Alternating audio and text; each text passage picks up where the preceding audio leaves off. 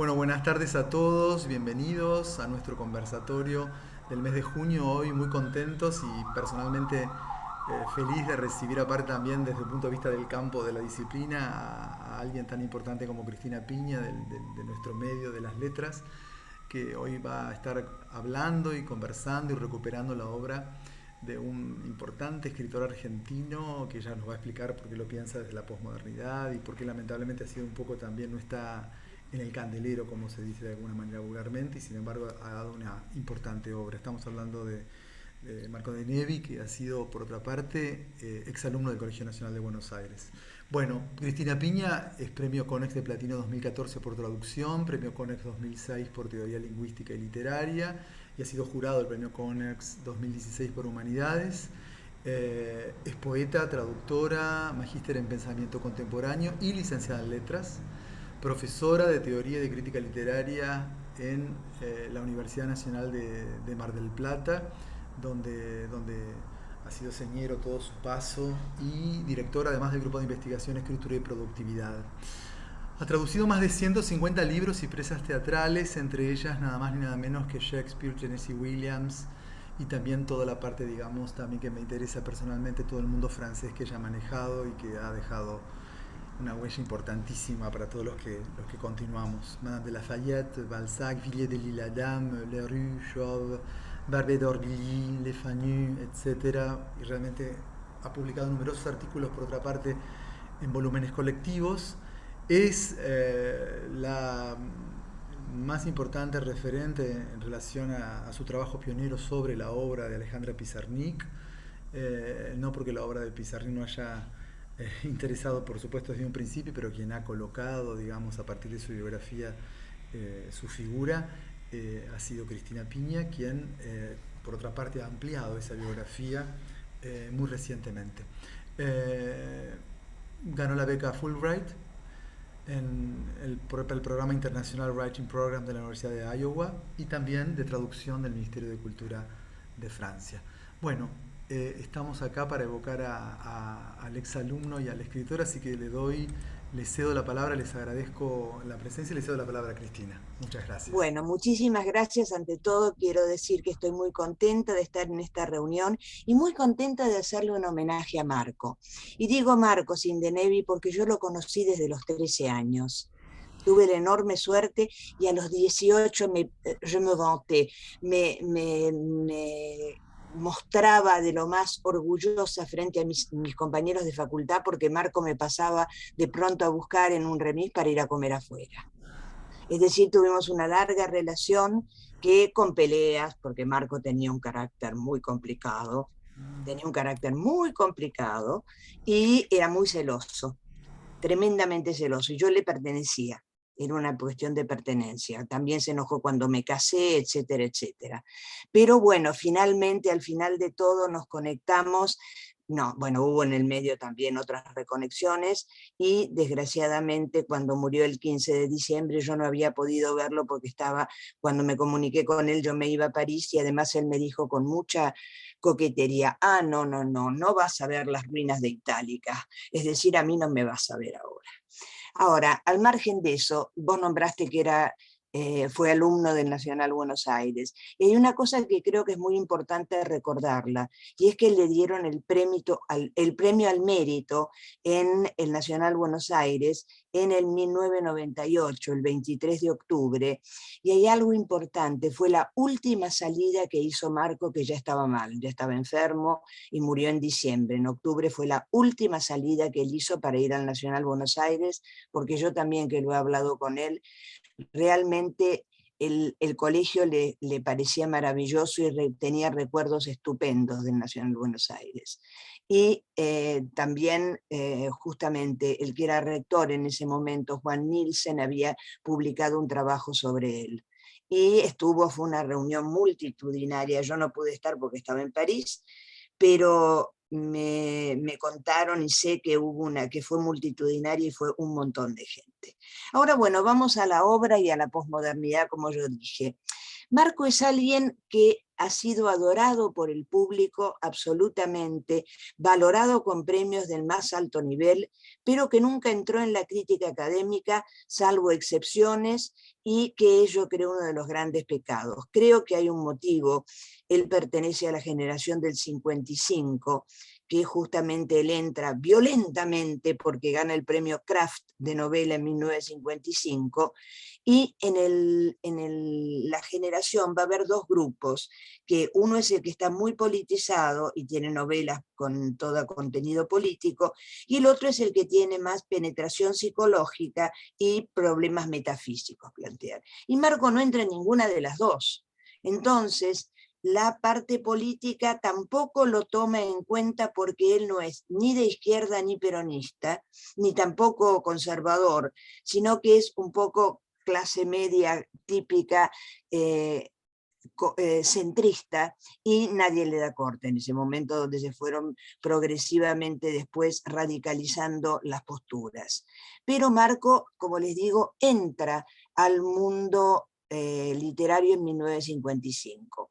Ahora, ¿por qué digo yo que es un autor posmoderno? Porque verdaderamente él va a ser el primer seguidor de Borges, en el sentido de que va a tomar una serie de aspectos de Borges, que Borges yo siempre he dicho que no lo he dicho yo sola, que es un posmoderno avant la lettre. Cuando nadie hablaba de posmodernidad, ya Borges había hecho todas las transformaciones que luego van a ser características de la posmodernidad. Y Denevi en eso en el 55, va a ser una serie, a partir del 55, va a ser una serie de transformaciones en la literatura que por supuesto no las entienden porque de posmodernidad ni se habla, recién en los años 60 y dentro del ámbito de la arquitectura va a comenzar la posmodernidad.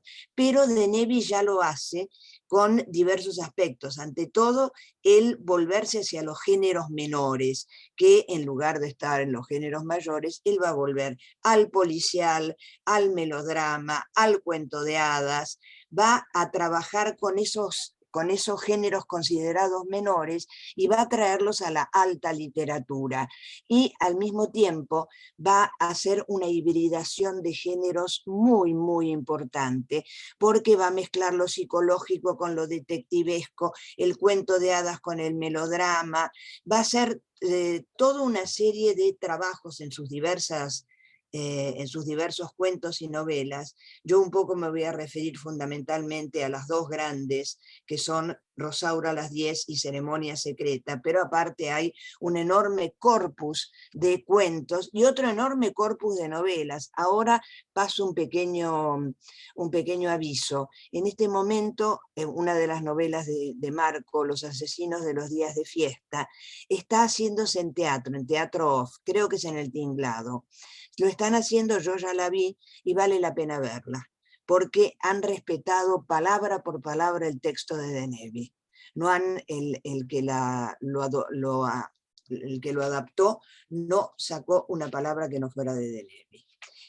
Pero a pesar de eso yo me voy a centrar en las dos grandes, la novela y la nouvelle, que le van a dar una relevancia internacional y que además va a tener los dos premios fundamentales. El premio de novela Kraft en el 55 y en el 60 por Ceremonia Secreta va a tener el premio Life, donde se presentan 3.500 textos y Denevi sale seleccionado, con un jurado que entre otros tiene Octavio Paz, Federico Dionisi, otra serie del más alto nivel de toda Latinoamérica, porque es abierto a Latinoamérica.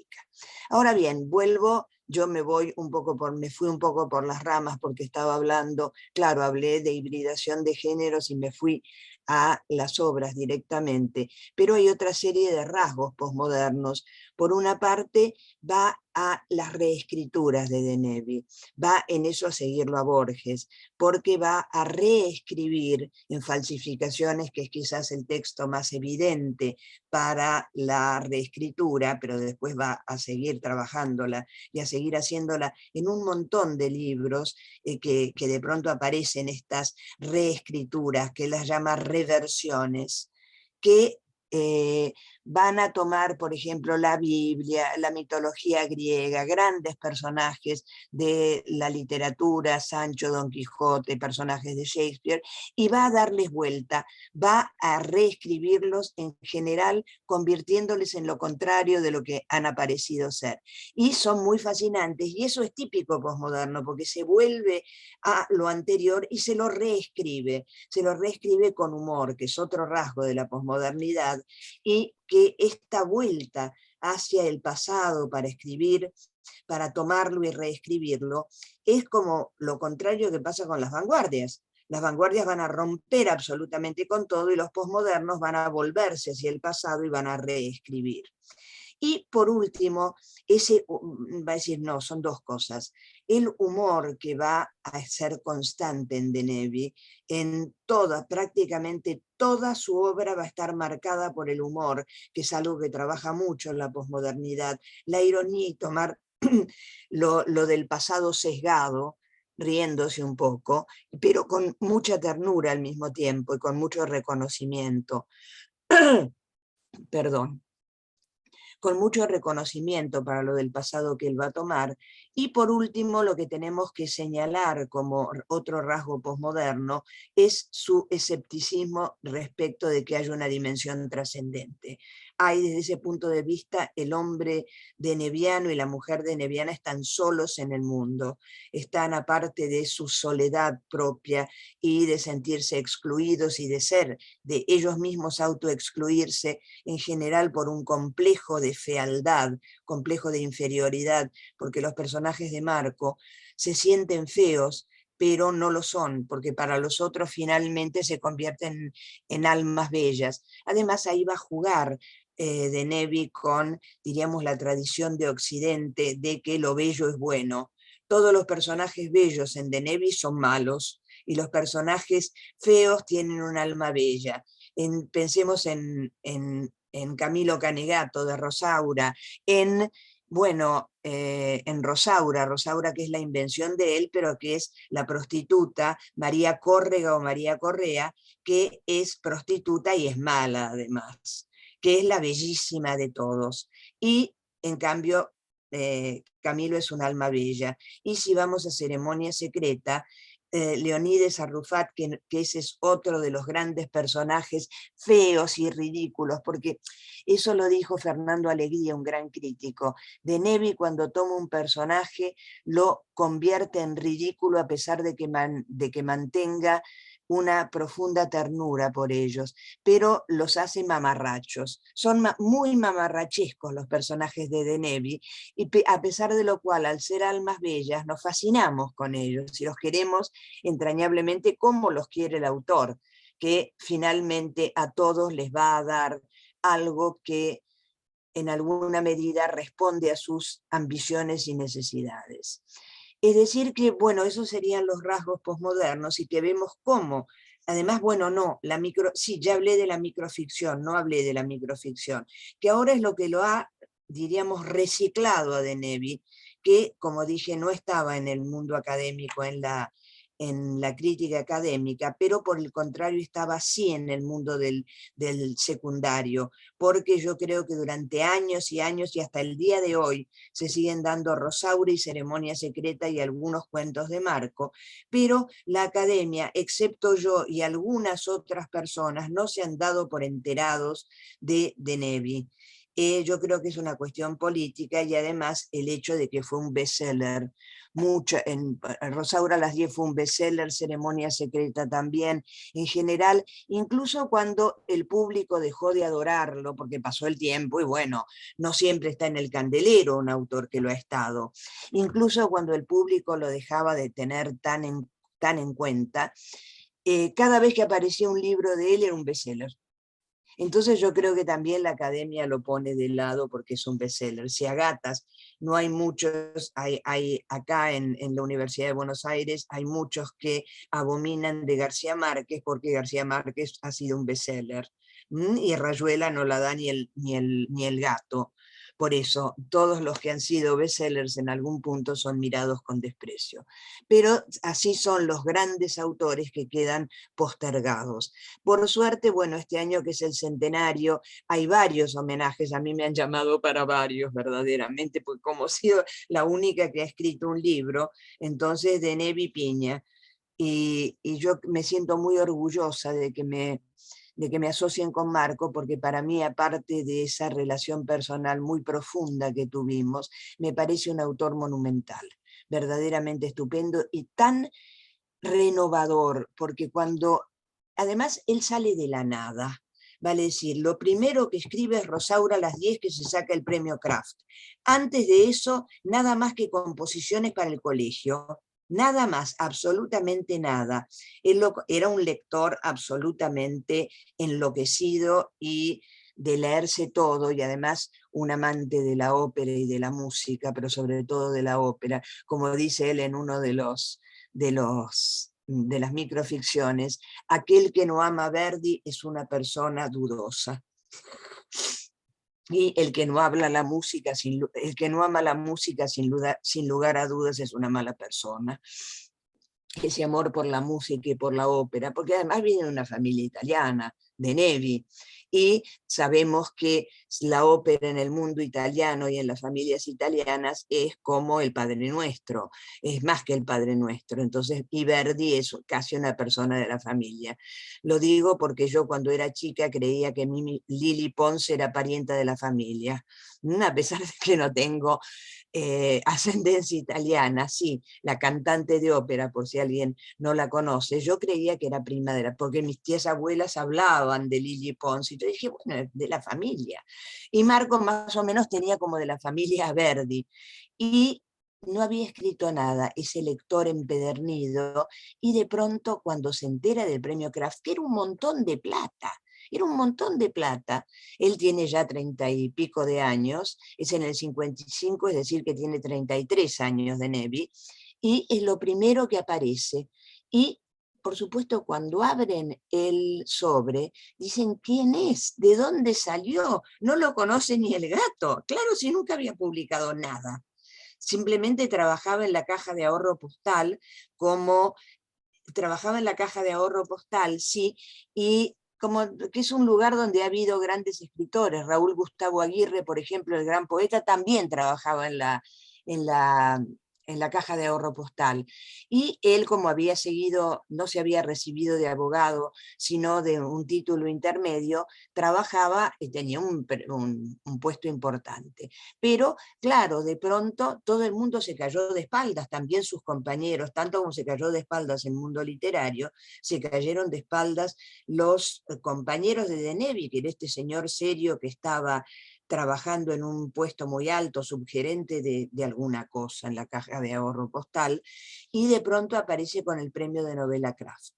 Y, como él lo dice, nunca escribió nada, y aparece con este libro que es absolutamente renovador, absolutamente delicioso, y que además, por otra parte, él va a crear, es una cosa que se da simultáneamente, él va a trabajar con esos puntos de vista que tiene Rosaura, pero lo va a trabajar al igual que lo trabaja Lawrence Durrell en el Cuarteto de Alejandría, que Rosaura a las 10 es de 1955, y la primera, que es Justine, de la tetralogía de Lawrence Durrell, es del 56, es decir, que ninguno de ellos se conocía ni nada por el estilo, pero evidentemente había algo en el aire que hizo que los dos hicieran lo mismo, porque ya desde Henry James viene la cuestión del punto de vista, pero de Nevi y Durrell agregan que además del punto de vista de la subjetividad, de la psicología, que les hace ver una cosa y no otras, cada uno conoce elementos diferentes o hechos diferentes que van a teñir de otro cariz a su testimonio. Eso lo vemos muy claro porque frente al testimonio de la señora Milagros, la dueña de la pensión, la madrileña, que es donde vive Camilo Canegato, no lo conoce a Camilo y conoce, además cree que Rosaura era Rosaura, mientras que David Regel, que es el segundo testimonio, que es un verdaderamente un monumento a la estupidez académica, porque está lleno de palabras y de citas y de Nietzsche y de cosas en sánscrito y en latín.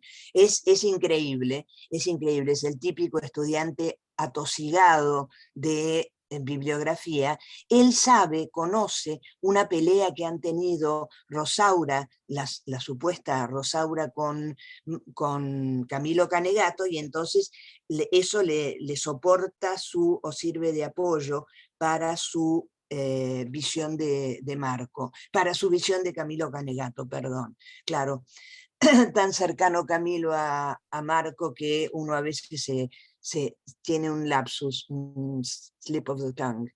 Ahora bien, después vamos a la señorita Eufrasia Morales, esta profesora de secundaria, que conoce, ha visto que la mucama va a tomar una carta, entonces sabe que hay una carta que revela, y por otra parte ha visto que Rosaura en un momento va a entrar al cuarto de Camilo haciendo como a escondidas. Y finalmente la mucama, que ahora se me borró el nombre, creo que es Emma, pero no estoy segura, va a ser la que encuentre la carta que va a revelar quién es Rosaura.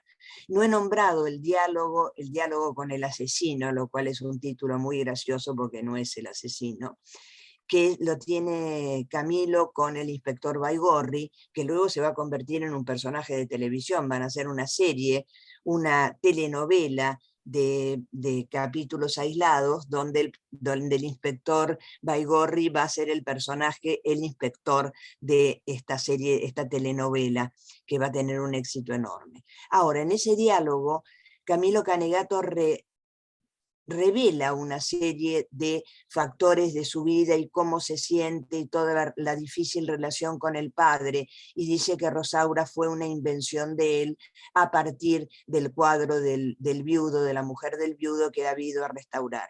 Pero lo que no dice es que la cara de esa Rosaura va a ser la cara de la prostituta con la cual tuvo algunos encuentros antes, porque ella desaparece, la meten en la cárcel porque es prostituta y delincuente, y resulta que un buen día esta, cuando sale, como le cuenta a la tía, dice, me acordé del infeliz de Camilo Canegato y dije que lo iba a ir a buscar. Entonces abre la puerta a las 10 de la noche, Rosaura a las 10 entra y toda la pensión se le viene encima diciéndole, Rosaura, Rosaura, te liberaste de tus padres. Y la mujer no entiende absolutamente nada. Entonces se casan, etc. Bueno, después sigue.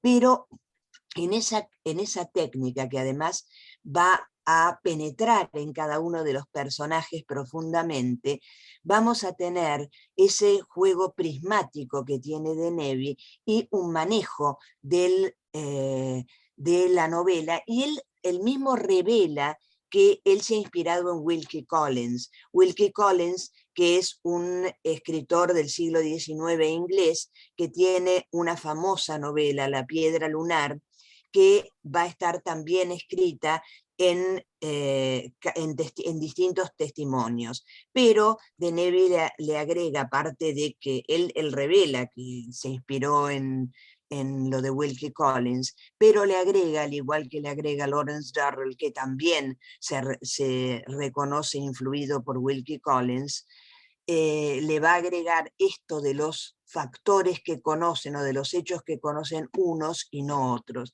Así que no todo queda en la psicología como ocurría con el gran inventor del perspectivismo, que es Henry James. Acá no ocurre como en James, sino que tenemos, al igual que, como he dicho, estos hechos que se conocen.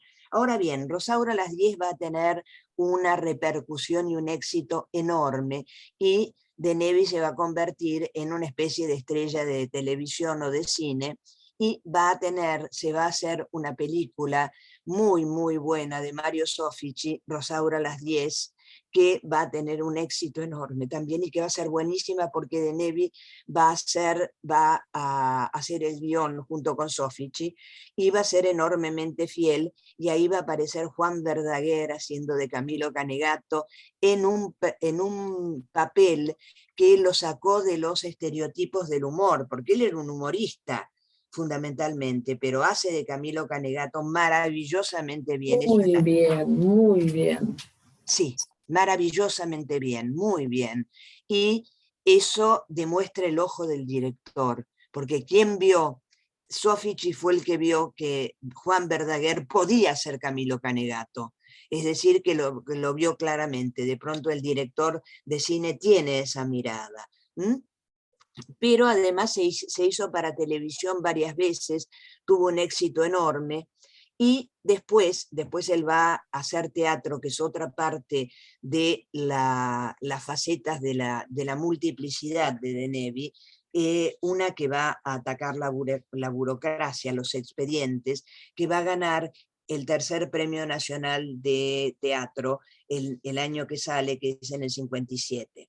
Y después viene la maravillosa Ceremonia Secreta, que va a ganar el premio Life y que va a dejar enfermos de envidia a toda Latinoamérica, porque este que recién había aparecido se gana el premio con un jurado de lujo absolutamente.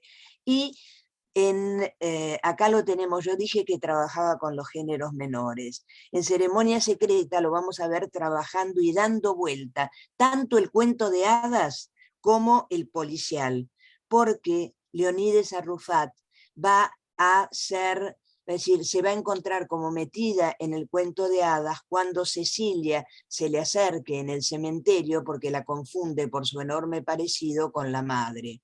Y a partir de ese momento es como si ella entrara, como si entrara en un castillo gótico, en la casa toda abandonada de Cecilia, porque Cecilia está atontada, está loca, parece loca, o una chica tonta, y Leonides entra a esa casa que es un desastre, toda sucia, y cuando entra está, como está en el cuento de hadas, la cámara secreta y maravillosa, que es el cuarto de Guirlanda Santos, que era la madre de Cecilia Engelhardt.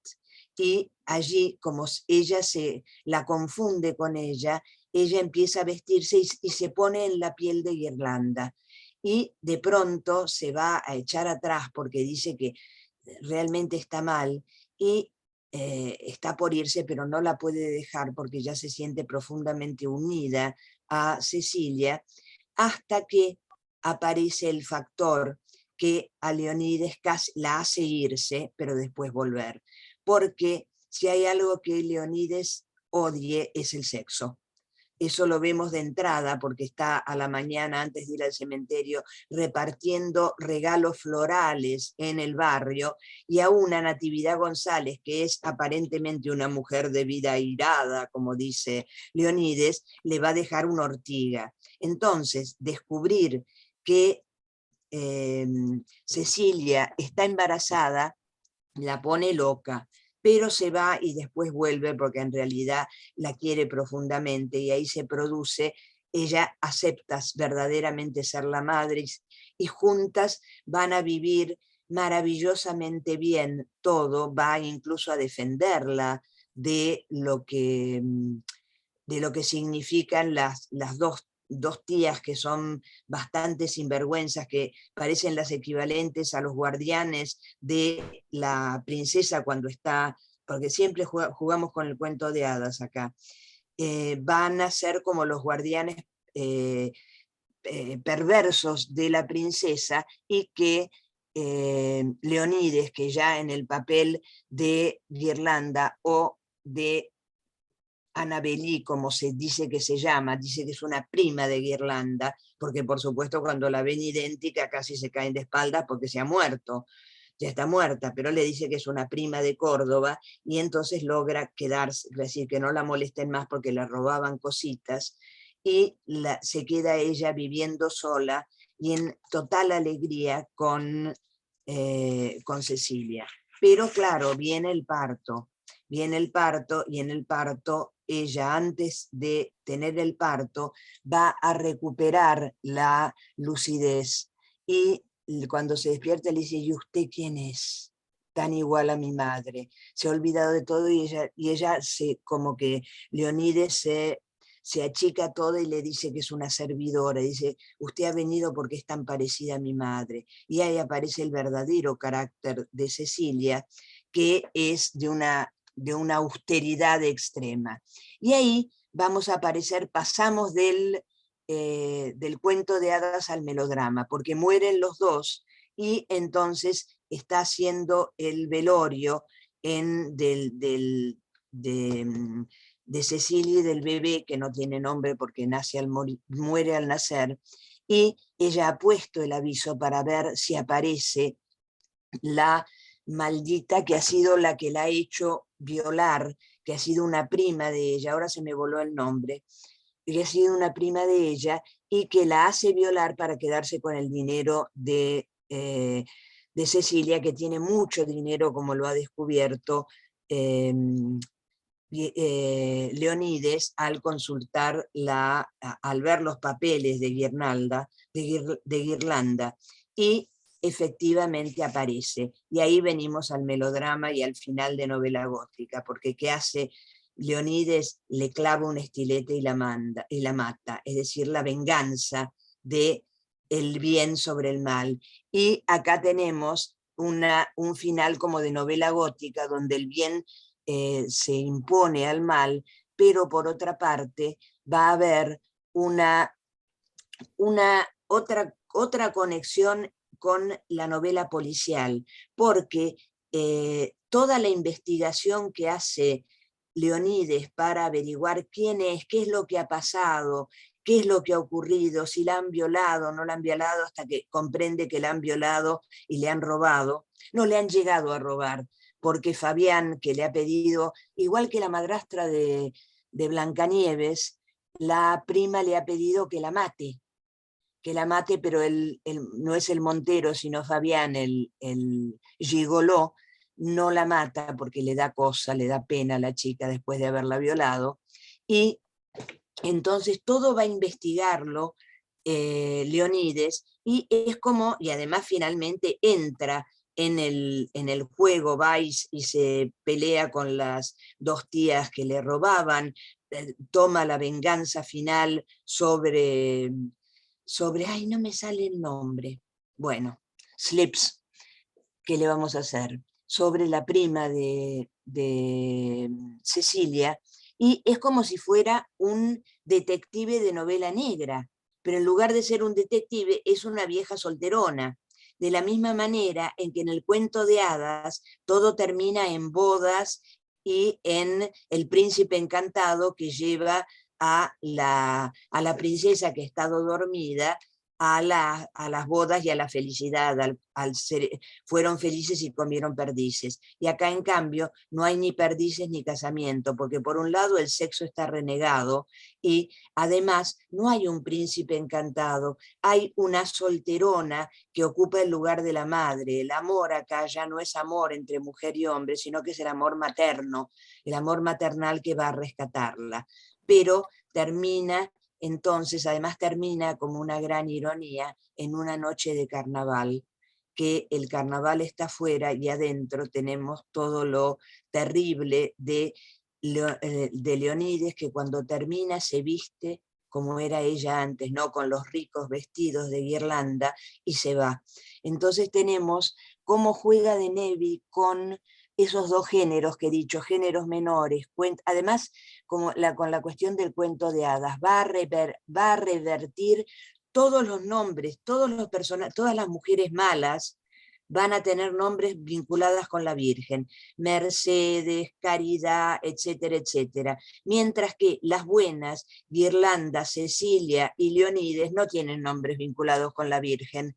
Entonces estamos jugando de vuelta a que las almas bellas son feas y los bellos son malos. Acá en la prima, no me tengo en la punta de la lengua el nombre, acá en la prima vamos a tener una mujer bellísima, como la ve Leonides cuando ella aparece y la mata, vamos a tener de vuelta la maldad y tanto como Rosaura era bellísima y era mala, la prima, cuyo nombre no me sale, va a ser también bellísima y mala. Esta cuestión de la belleza y de la fealdad, vale decir, de Nevi no solamente en estas dos, sino en todas sus novelas, en sus novelas y en sus cuentos, va a jugar con derrumbar la belleza puramente física para descubrir las almas bellas en los feos. Camilo Canegato es un alma bella, Leonides Arrufat es un alma bella y ambos son feos, mamarrachescos y ridículos. Pero además, aparte de aparecer en un montón de cuentos esto que las bellas o los bellos son malos y los feos son buenos, hay una microficción conmovedora que es El erizo, que un erizo que por supuesto tiene vergüenza de lo feo que es y de sus puntas, entonces cuando alguien se le acerca se encierra totalmente y queda con las púas para afuera, pero es una buena criatura que lo único que ansía es amor. Y un día cuando está encerrado, una persona, un alma bella, va a cubrirlo con lentejuelas, con piedrecillas, con collares, lo va a dejar hecho una belleza con todos esos adornos. Y el erizo que está encerrado y que escucha cómo lo aplauden, cómo se asombran, cómo dicen qué bello es eso, finalmente se muere porque con tal de no deshacer esa belleza, se muere de hambre y de sed. Es decir, la belleza física y acá es la fealdad física, pero cuando le dan algo, el erizo muere de hambre y de sed con tal de no romper la belleza. Entonces está constantemente dando vueltas la belleza, la fealdad, la bondad, y todo el tiempo van a estar manejándose así. Ahora bien, aparte de estas que me he centrado más en ellas, les he dicho que de Nevi tiene muchísimos cuentos y muchísimas microficciones, que por eso, como dije al comienzo, ahora ha sido revalorizado en el mundo académico porque en los años 90 se impusieron las microficciones, que ya Borges había empezado con las microficciones, por eso de Nevi es el discípulo de Borges. Y va a tener muchísimas microficciones, pero aparte, y reversiones, que son esas reescrituras, pero además va a tener cuentos donde los grandes temas de la soledad, el amor no correspondido, el deseo de amor que siempre va a encontrar dificultades, y la soledad, porque yo vuelvo a la soledad. Los personajes de Nevi son grandes solitarios que viven esperando al otro, pero no saben cómo acercarse. Además, sintiéndose tan feos, se sienten incapaces de merecer ningún amor ni ninguna atención por parte del otro. Por eso, al final, Camilo, cuando el inspector Baigorri le dice que Matilde estaba preocupadísima por él y quiere decir que lo ama, Camilo no lo puede creer, porque realmente toda la ficción de Rosaura la hace porque se muere de celos, porque otro de los integrantes de la pensión, otro de los clientes de la pensión, los va a ver medio acaramelados, y va a inventar a Rosaura como dice él, cuando en un gallinero una gallina pica cualquier cosa, inmediatamente vienen todas porque quieren picar. Entonces, si Rosaura ha picado en él, luego lo van a mirar. Entonces, bueno, sin esperar que apareciera Rosaura materializada en Marta Córrega o Correa, que al salir de la cárcel va y se aparece allí, se pega el asombro de su vida, y por supuesto con las insistencias para que se case va a estar encantada porque es una delincuente.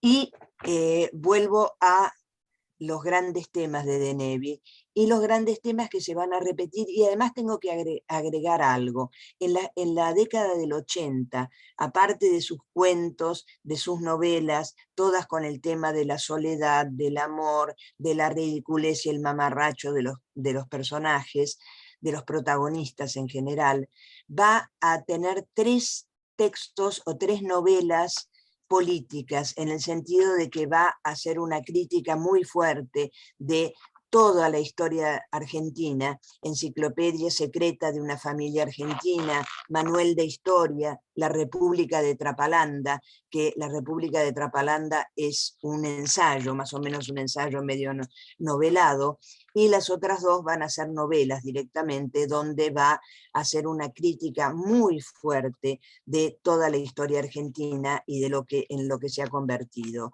y a dónde nos ha llevado. Y desde ese punto de vista va a hacer una intervención de tipo político.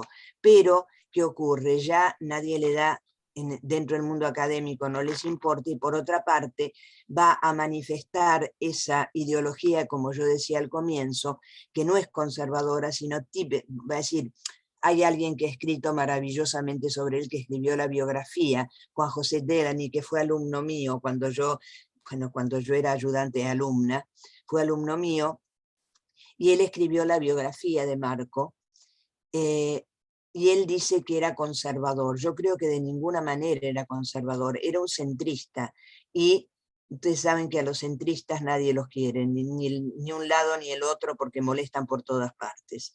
Y esa crítica muy aguzada que va a hacer tiene que ver con ese centrismo y esa crítica a todos los gobiernos que ha habido antes y a las diversas taras de la clase alta, de la clase media, porque si algo hay representado en la obra de Marco es la clase media, bien media, y hay algo que no puedo terminar sin decirlo: es un auténtico genio para reproducir el lenguaje coloquial, porque todas las clases aparecen con su lenguaje perfecta y maravillosamente representado, o no solo las clases sociales. Cuando yo les decía que era lo que era la parla de David Regel, que es un empacho, un atoramiento de cultura, tenemos a la señora Milagros, que es la típica española y que además tiene una moral bien de la época, que todo está mal y que el sexo está mal, y que lo entiende a Camilo como una especie de hijo, aunque en el fondo, cuando uno revisa un poco la novela, hay una atracción. Ella es una cuarentona y hay una atracción por Camilo, pero Camilo se enamora de la mayor de las 3 hijas de Doña, por supuesto, porque es una muchacha joven, pero lo que les digo es que la parla madrileña de la señora Milagros está reproducida maravillosamente bien, lo mismo que el discurso docente insoportable de la señorita Eufrasia Morales, que además es venenosa, es la típica solterona venenosa, no como Leonides Arrufat, la solterona venenosa que seguramente enloquecía a los alumnos cuando los tenía en secundario. Y después, finalmente, vamos a tener la voz de la prostituta, de Marta Correa o Marta Córrega, que le escribe a su tía Rosa Chinca. Le escribe esta carta contándole cómo que termina justo con el final, cuando dice: y no sabe usted, tía, cuando lo fui a buscar a este infeliz, abrí la puerta en la pensión y se me vinieron todos encima. Y ahí termina la carta, y ahí termina la novela. Pero lo maravilloso es que vamos a tener esa reproducción del lenguaje coloquial, además, pero no hay realismo en Denevi, no nos equivoquemos. Cuando uno piensa en la representación de la clase alta que hacen porque se supone que es clase alta la de los padres, que no son padres, ese señor rico al que va a restaurar el cuadro de la mujer muerta, joven, que se supone que es clase alta. Y es clase alta según lo que era la clase alta en el cinematógrafo de los años 40 y 50 en blanco y negro, porque son todos los clichés y los usa con mucho humor. Y también la parla madrileña de la, señora Milagros también es una parodia va a decir, en De Nevi siempre está la parodia, no hay realismo, no hay intento de reproducir exactamente la realidad, sino de darla transformada por esa mirada que al mismo tiempo ridiculiza y por otra parte los quiere a los personajes, porque los hará mamarrachescos, pero los hace absolutamente tiernos, y nosotros nos sentimos lo mismo porque nos enternecemos con los personajes. Con Leonides Arrufat nadie puede sino enternecerse con toda esa historia y esa mutación, esa transmutación que va a sufrir al final esa solterona apocada y muerta de miedo y atadas a su soledad, va a pasar a ser una osada mujer que enfrenta a la mujer que ha llevado a la muerte a Cecilia y la mata. Vale decir, hay una mutación. Y el lenguaje también el lenguaje ahí se ve muy bien porque Fabián va a aparecer, va a ir, pero va a ir con un grupo de amigos, y los amigotes van a tener un lenguaje que va a ser también una parodia muy, muy cercana a lo que puede ser el lenguaje de los muchachotes. Y así es con todo. El lenguaje de Nevi va a ser una reproducción lo más fiel posible, pero siempre con humor, del lenguaje coloquial, pero siempre de la clase media, porque lo único que aparece de clase alta son después los ridiculizados personajes de la clase alta del siglo XIX, que van a estar totalmente ridiculizados y van a hablar como si hablaran así. Y por eso hay una reproducción perfecta, pero siempre sesgada por el humor. Yo creo que se podrían decir 500 cosas más, pero como veo que estamos llegando, que ya llegamos a la hora, yo les agradezco nuevamente que me hayan invitado, y si me quieren hacer, porque quedan 3 minutos, si alguien me quiere hacer una pregunta, queda abierto, o algún comentario.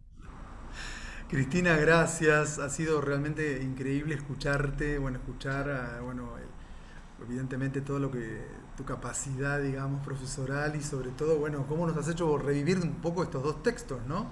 Que son tan impresionantes, y recuperar la figura de Nevi. Que de hecho hay una placa en el Colegio Nacional de Buenos Aires, los profesores que estamos ahí cuando subimos después de Claustro Central, subimos por la escalera hacia Claustro de quinto año, hay una placa que lo recuerda, ¿no? Eso es muy importante. Sí, yo no sé si realmente cuando vos dijiste lo de la caja de ahorro de seguro, claro, Eleonora Gonano contaba que su padre había trabajado ahí, que lo había conocido Marco de Nevi, la profesora Gonano. Pero bueno, no sé si alguien quiere hacer una pregunta, y tenemos a lo mejor 5 minutitos para hacerte una última pregunta, nos encantaría, no sé vos cómo estás de tiempo, si podés. No, yo estoy perfectamente bien de tiempo, Bueno, me lo tomé. muy bien.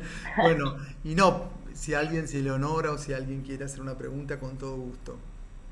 Yo había trabajado en su momento con Manuel de Historia, y había un texto que me había dejado realmente llena de preguntas, y justamente estas cuestiones de la posmodernidad.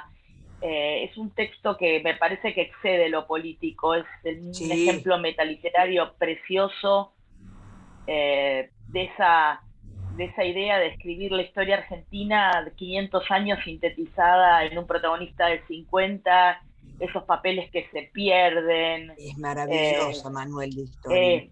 Y esos homenajes ocultos a personajes de Borges como Carlos Argentino Daneri, con esa erudición molesta circulando por todos lados. La verdad que me parece que Manuel de Historia es un texto injustamente tal vez relegado, y antes de que usted se uniera a la reunión, yo comentaba que sería un texto disparador hoy en día con algunas cuestiones de las que trata. Por supuesto. Como para dar en quinto año. Ahora hay un problema con los derechos de Nevi, porque ha quedado en manos de los sobrinos, y los sobrinos aparentemente no quieren que se reedite. Bueno, Quevedo también tuvo un sobrino. ¿Quién? Francisco de Quevedo también tuvo problemas cuando falleció porque sus derechos también quedaron en manos de un sobrino que hizo estragos. Sí, estos aparentemente no quieren que se reedite por eso hay simplemente, es decir, Pampín sigue reeditando lo que tiene, pero hay cosas que ha tenido que parar porque le salieron los sobrinos a hacer lío. No, sí, es terrible. Es terrible. Ahora, ¿y por qué, digamos, una última, algo que te quiero preguntar sobre por qué, digamos, todo el fervor que todavía se lee muchísimo de Neve en la escuela secundaria? Sí. He encontrado ahí un nicho impresionante de lectores que son, la verdad que a mí me ha tocado enseñar Rosaura a las 10 y también el Ceremonia Secreta. En el colegio hasta hace poco se daba, la profesora Verónica Piaggio, que se jubiló recientemente, daba Ceremonia Secreta y alternaba con Rosaura en segundo año con gran éxito, ¿eh? Y sí, porque en el secundario les encanta. Sí. Les encanta. Sí, pero igual ahora hay algunos problemas. La semana pasada Cassiari fue, ¿sabés lo que pasó? ¿Saben lo que pasó? Porque un profesor de literatura dio un texto de Cassiari y suspendieron al profesor porque decía culo, teta y no sé qué más. Realmente estamos como atrasadísimos. Y yo quería decirte algo, pues yo tengo que entrar a otra clase ahora, pero ¿hay alguna similitud entre Manuel Puig y, por más que no pertenezcan, digamos, a la misma época, entre Manuel Puig y De Nevi? Hay la coincidencia de que ambos son posmodernos. Lo que pasa es que De Nevi es anterior, pero tenés la hibridación, la vuelta al pueblo, que es en De Nevi es a la clase media, la reproducción del lenguaje, vale decir, los géneros menores, claro. La telenovela, el folletín. En De Nevi son las que yo les he dicho, exactamente eso. Lo que pasa es que la crítica académica lo ignoró a De Nevi como el primer posmoderno y lo puso a Manuel Puig conectándolo con Borges, posmoderno avant la lettre. Y todos ellos le enseñaban en la facultad, ¿no? En letras. Y sí, a Puig, pero por supuesto. Ahora bien, a mí, ¿saben quién me dijo? Pues hija, es que yo no sé qué les pasa aquí, el que dirigía cuando todavía estaba el ISI acá, que era el Instituto Español, el ISI, uno de los directores que me hizo escribir en Babelia, Babelia se llamaba, no es el suplemento. No es el suplemento, no, era la pequeña revistita que tenía aquí. Yo hice me pidió un artículo y lo hice, un artículo lindo que yo lo quiero mucho. ¿De Chitarroni? ¿Es el de Chitarroni? No, esa era Babel, esa es la revista Babel. Ah, Babel. No, esto era del ISI. Claro. Era una pequeña revista pero que circulaba mucho. Circulaba mucho porque a mí cuando salió me llamaron montones porque circulaba mucho dentro del mundo literario. Entonces, pues, lo que me dijo el director fue, pues hija, ¿qué les pasa con De Nevi aquí? Que es genial, y aquí no le dan ni 5 de corte. Así, pero el que dijo, pues es un posmoderno, y le digo, yo también lo pienso, pero acá no. El primer posmoderno no es Manuel Puig, el primer posmoderno es De Nevi, y Puig va a seguir ahondando porque va a venir más adelante y porque va a estar ya más inserto en una cultura pop, quiche, entonces camp, entonces va a tener esa diferencia con De Nevi. Igual las películas le dan bastante ímpetu a los textos, quiero decir. Sí, claro. Yo me acuerdo que cuando era muy chiquita, vi Ceremonia Secreta, era muy chiquita, con Estela Molli y la mamá. Creo que era la mamá. ¿Cómo se llamaba? No, Estela Molli y Milagros de la Vega. ¿Eran Milagros de la Vega? Mira, ¿sabés por qué te digo con total certeza? Muy chiquita. Bueno, yo no era tan chiquita. Yo tendría 12 o 13 años, no importa, es verdad. Yo no miento con mi edad. Yo debía de tener 13 años porque lo conocí ahí a Marco. Mi madre y otra amiga fueron las productoras de esa serie de televisión Ceremonia Secreta. Por eso estoy segura de que es Milagros de la Vega, porque también las conocí, a Estela Moli, a Milagros de la Vega y todo. Además la Puedo ropa. haber visto a una escena que ella estaba como loca, una cosa así, pero la verdad que no la vi. Pero Camilo, ¿cómo se dice? Ceremonia, Rosaura a las 10 me parece maravillosa. No sé si era con Susana Campos. Susana Campos. Susana Campos, claro, en la película. Susana Campos. ¡Ay, me acordé el nombre! Belena. ¿Cómo? Belena es la prima de Claro. Yo Cecilia. pensé que era Ana Fíjense el nombre, Belena, y es perversa. Beleno, claro, como veleno, ¿no? Como veneno. Sí, pero al mismo tiempo Belén. Belén, exactamente. Belena. Están las dos cosas, Beleño y Belén. Te iba a decir Anabelí, ¿no? Había un personaje Anabelí también. Es que no, Anabelí se hace, les dice. Me confundí con Anabelí, porque ahí hay una. Pensé que era No, Belén. ¿sabés quién es Anabelí? Anabelí es es la que le dice. Que es prima, que es prima. Es prima, que dice, Por yo eso. soy la prima, Anabelí. Por eso. Es Arrufat. Claro, pero ella se pone Anabelí para al par de viejas sacarles las cosas y sacarlas de la cercanía con Cecilia. Ahí cuando dijiste el nombre me vino el famoso. Bueno, Walter, ponela un poquitito. Sí, por lo menos son top, ¿viste? No se hizo en top. vamos a hacer, no, a propósito de este conversatorio fue justamente recuperar a través de Cristina a este nombre y a este exalumno, así que bueno, les agradezco a todos, les agradezco muchísimo, Cristina, que se nos hayas dado esta La verdad que fue excelente, me encantó. Muchísimas gracias. Y por supuesto, decirles a todos, perdón, que este conversatorio va a estar colgado en nuestro canal del Instituto de Investigación en Humanidades Gerardo Pajés y que ahí puede ser recuperado para los que quieran ver y por supuesto está abierto a toda la comunidad y sobre todo a los alumnos, como dijo la profesora Bonanno también, cada vez que veamos y que estudiemos a Denevi seguramente va a estar tu palabra ahí, Cristina, para guiarnos. Muchísimas gracias, para mí ha sido un placer hablar de Marco para ustedes, porque tiene tanto sentido el colegio, tenía tanto sentido. Yo insisto en que fue la última salida ir a recibir el premio al mérito del Nacional Buenos Aires. Mira, lo último que hablé con Walter de literatura fue Houellebecq, ¿te acordás? Sí, Houellebecq.